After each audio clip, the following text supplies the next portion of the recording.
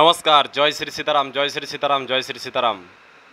গুরুজন ব্যক্তিদের চরণে প্রণাম জানিয়ে শুরু করছি আজকের ভিডিও। আজকের ভিডিওর যে বিষয়, থাম্বনেল দেখে আপনারা বুঝতে পেরে গেছেন যে কোন বিষয়ে বলতে চাইছি আমি।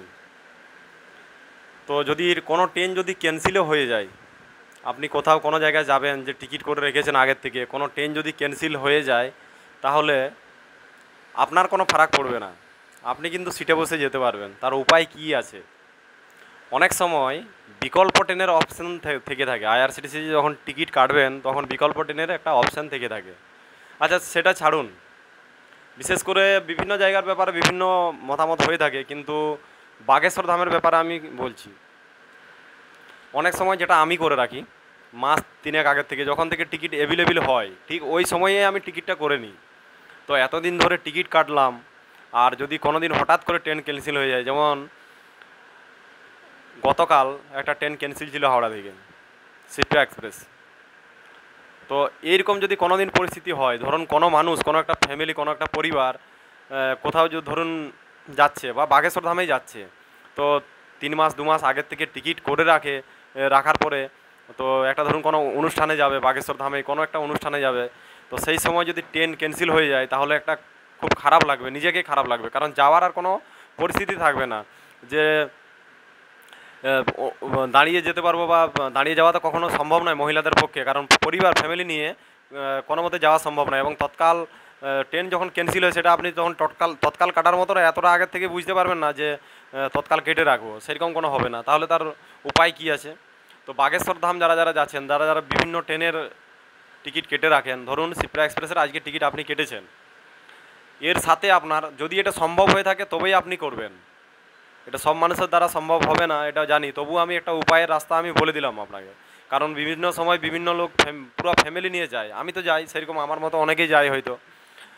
তো আপনারা কি করবেন, ধরুন আজকে শিপ্রা এক্সপ্রেস আছে, আপনি শিপ্রা এক্সপ্রেসেও টিকিট কাটলেন, আর মুম্বাই মেলেও টিকিট কেটে রাখলেন।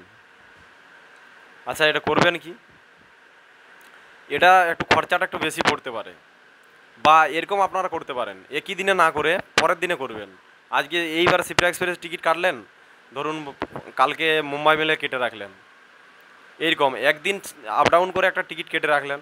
তো এই যে আপনি আপ ডাউন করে টিকিট কেটে রাখলেন, ধরুন আজকের ট্রেনটা আপনি ক্যান্সেল হয়ে গেল, তখন আপনি কি করবেন? আপনার কাছে তো বিকল্প রাস্তা আছে যে আমি কালকে আমার টিকিটে আছে কাটা, তো সেই জন্য আপনি কালকের টিকিটে আপনি যেতে পারবেন, কোনো অসুবিধা নেই। আর যদি আজকের ট্রেন ক্যান্সেল না হয়, যদি আজকের ট্রেনে আপনি যেতে পারেন, তাহলে কি হবে, সেই পরবর্তী দিনে যে টিকিটটা করা থাকবে, সেই টিকিটটা আপনাকে ক্যান্সেল করতে হবে। ক্যান্সেল যে চার্জ, ওটাই আপনার লোকসান হবে।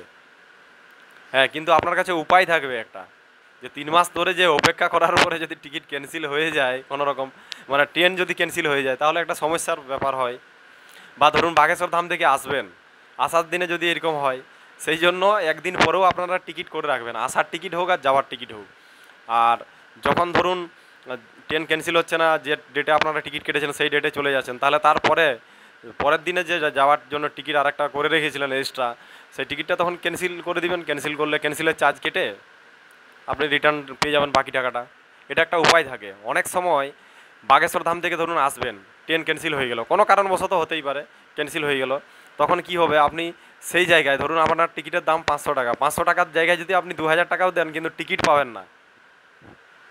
ক্যান্সেল চার্জ করতে হয়তো 120 টাকার আশপাশে না কত লাগে, আমি জানা নাই ঠিক। তো এখন যদি টিকিট আগে থেকে কাটা থাকে তাহলে আপনার ভালো, আর যদি টিকিট না কাটা থাকে তখন আপনি হাজার হাজার টাকা দিয়েও টিকিট পাবেন না। তো সেই জন্য বিকল্প উপায় হলো যে আপনারা একটা টিকিট এক্সট্রা করে রাখবেন, যাওয়ার টিকিটও একটা এক্সট্রা এবং আসার টিকিটও একটা এক্সট্রা টিকিট করে রাখবেন। মানে পরবর্তী ডেটে ধরুন 5 তারিখে আপনার যাওয়ার টিকিট আছে, 5 তারিখে যদি ট্রেন ক্যান্সেল হয়ে গেল, তাহলে 6 তারিখ আপনার যাওয়ার টিকিট আরও এক্সট্রা করে রেখেছিলেন, সেই টিকিটে আপনি যেতে পারবেন।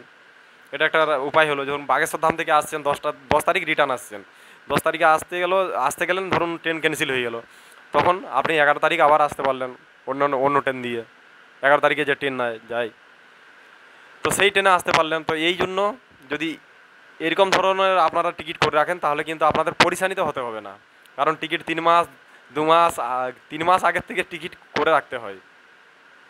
এটা একটা সমস্যার ব্যাপার না? তো এই সমস্যার সমাধান পেতে হলে আপনাদেরকে এই প্রসেসটা ফলো করতে হবে। তো চলুন ভিডিও যদি হেল্পফুল মনে হয় তাহলে লাইক করবেন, আর চ্যানেলে নতুন এসে থাকলে চ্যানেলের সমস্ত ভিডিওগুলো যদি ভালো লেগে থাকে তাহলে সাবস্ক্রাইব করবেন। দেখা হবে আবার একটা পরের ভিডিওতে।